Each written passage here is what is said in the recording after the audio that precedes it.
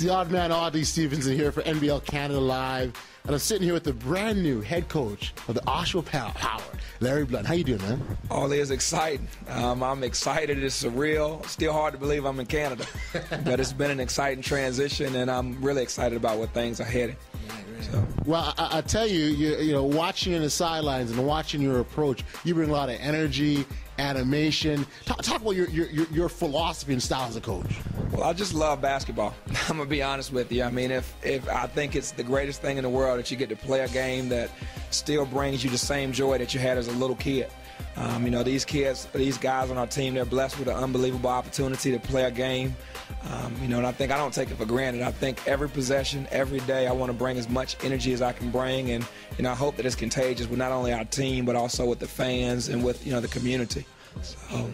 And that community involvement is big. I mean, we're out here doing this for the fans. It's important that we don't forget that. I'm glad that you spoke to that. I gotta say, I appreciate your humility, your approach. I think it's important in the role as a coach. Sure. Well, that's the only way. I mean, I think it's like I said, it goes back to as a gift. And it's you know, it's a privilege. It's not something that's just a right. I mean, if you take it for granted, one day it can be gone. Yeah. And you know, I was raised that way. My parents always said, you know, you need to be thankful, and you know, I hope that that's contagious with our guys. I mean, I know they really appreciate the fans coming out and supporting us and all they do, and we want it to grow. It's the beginning of something that can be really special, and we hope that people can gravitate towards it and, you know, spread the word, tell their friends. If one friend brings one friend and another friend brings another friend, now we have a large number, so that's really exciting. Right. And that helps the team because obviously, you know, you want to play in front of a crowd and, you know, you're winning games. And when you start winning, that does something. It's contagious. It solves all the problems and ills of the world, it seems. Well, we want to play a fast-paced style of play. You know, that's fun to watch. Yeah. We don't want to walk it up. We want to try to score 150 points, and hopefully we can keep them under 75 because we don't like when they score 100. No. But that's the style of play we want to create. You know, we want it to be a brand that's exciting. You know, if a guy takes a good shot and he misses it, we'll pat him on the butt and we'll run back. And if they score, which we don't like to happen, but if they do, we'll get it out the net. We want to run it down their throat.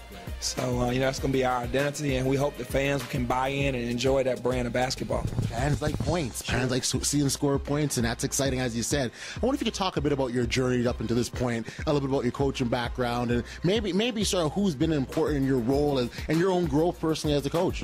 That's a great question. And, you know, as I alluded to earlier, I think it's still surreal. And as I look back over my path, I played college football. I realized early that football players are crazy, and it's too cold outside, especially in Canada. But no, in all seriousness, I was a student at James Madison playing football. Coach Bricky was an assistant coach, and halfway through the year, at my senior year, I realized that I wanted to coach basketball. So I basically worried Coach Bricky to death. I went in his office every day, every night. I begged him to do stuff. He would give me films, old game films and game tapes, and would tell me to break them down. And I didn't realize they weren't relevant. They were old games from years past. But I thought it was neat for me, being a small town country boy, to take those games and be able to break them down and to pick his brain. And you know, he's been an unbelievable mentor, friend. He hired me as an assistant and gave me my third job. And we've kind of developed that relationship. And after leaving there, I went to Hamden, Sydney, which is a Division III school. And I was there for 4.5 years, and I worked with a gentleman by the name of Coach D. Vick, and he was unbelievable. We had a great friendship. He was a great mentor, you know, great friend. And I think those two guys have had an unbelievable impact on me as a coach, not only as a coach, but as a person. You know, they've helped to instill work ethic in me. They've helped to teach me the game, especially with the football background. And they're two guys that took a chance. You know, I'm not a basketball guy. I think the guys now, I try to work on my game so I can compete occasionally. I don't know if I should say that, but every now and again I jump in practice. Nothing wrong with that. But the rim keeps getting a little higher, but that's a whole other story. Usually does. But it's, you know, I think I'm thankful that those guys gave me an opportunity, and I'm also thankful that this organization took a chance on a young, loud, energetic guy that they don't know much about. But it kind of seems that's the perfect fit for this kind of squad. They're young, they've got a lot of energy as well, and I think that helps kind of resonate and connect with players. Well, it does. I mean, you know, and I hope it does.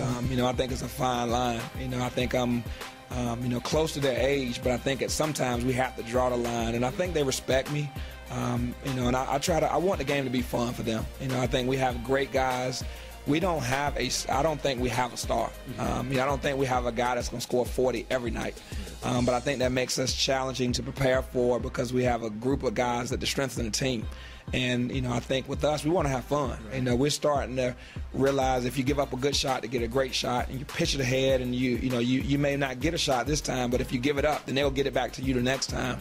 And that's fun when you can get playing that way. Right. So. You mentioned the word fun a few times now, and that's part of your pre-game sort of talk with the players. I had an opportunity to see some of that, and you talk about we're going to have fun and we're going to play together. Sure. Basketball is supposed to be fun. Right. It's amazing that they start putting dollars in this game, and that the jobs are in such high demand. And then even with the players, the jobs are hard to come by. And as a result, the fun goes away. And if every time I step out, and I'm sure this it resonates with the guys. When you step on the court, it's fun. When you're a 5-year-old kid and you're stepping out for the first time trying to hoisting a ball up, it's fun. You play Little League, it's fun.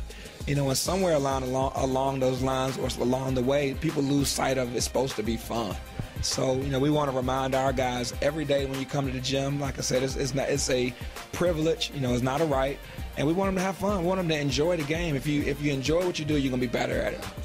Absolutely. I think fun is the aim of the game here. And we talked about the fans and making this an enjoyable fan experience. It absolutely should be. Coach Blunt, I'm thrilled and honored to be sitting next to you and talking to you. And I wish you much success as we move forward. Oshawa Power, new head coach, Larry Blunt. Ollie, thank you so much. And I hope you guys will come out and support us. Hopefully it will be fun to watch. And I can tell you firsthand, we really will appreciate, and we really appreciate when you come out, and we appreciate the fans that have already come out. So thank you for what you do. You've heard it directly from the coach himself. Thanks so much, Larry Blunt. Thanks, Ollie. Take care, Doc. All right, man, that's worked. That's perfect, man.